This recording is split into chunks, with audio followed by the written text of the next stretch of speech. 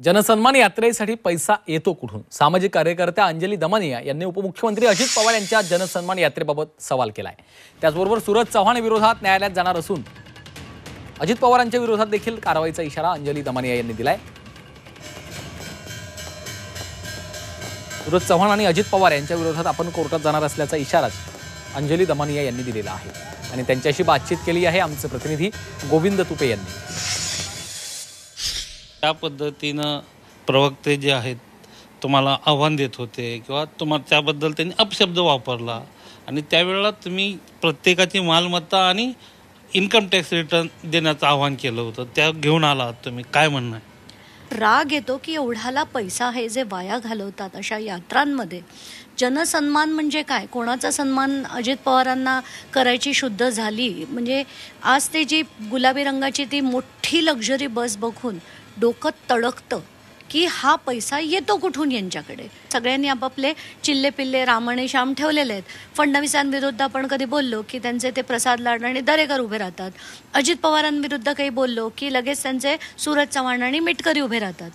तर प्रत्येक पक्षाने आपापली लोकं अशी ठेवलेली आहेत की त्यांच्या नेत्याला आपण काही म्हटलं की ते जाऊन टोकाचं वाटेल ते बोलतात। हा माझा आहे आणि हा माझ्या नवऱ्याचा आहे, दोघांचे आमचे ITR रिटर्न एकूण मिळून 2,04,00,000 रुपये टॅक्स भरलाय आम्ही फक्त। बरं, त्यांनी असं विचारलं की तुम्ही कुठे कुठे गेलात, तर मी 65 देश गेले, त्याची मी पूर्ण यादी लावली।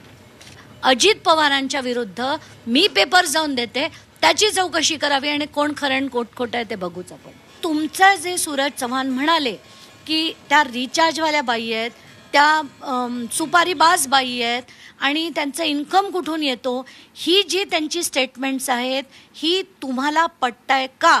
कारण जर मला जी कायदेशीर कारवाई करायची आहे ती मला अजित पवारांवर देखील करायला लागेल, कारण ते त्यांचे ऑफिशियल स्पोक्सपर्सन आहेत। तर तुमच्या पार्टीचा हा स्टँड आहे का? हा प्रश्न माझी तुम्हाला विनंती आहे की तुम्ही हा प्रश्न अजित पवारांना जाऊन विचारा।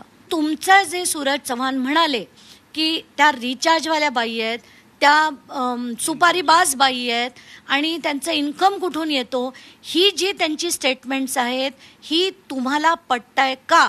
कारण जर मला जी कायदेशीर कारवाई करायची आहे ती मला अजित पवारांवर देखील करायला लागेल, कारण ते त्यांचे ऑफिशियल स्पोक्सपर्सन आहेत। तर तुमच्या पार्टीचा हा स्टँड आहे का? हा प्रश्न उंबरकरसह गोविंद तुपे, जी 24 तास, मुंबई।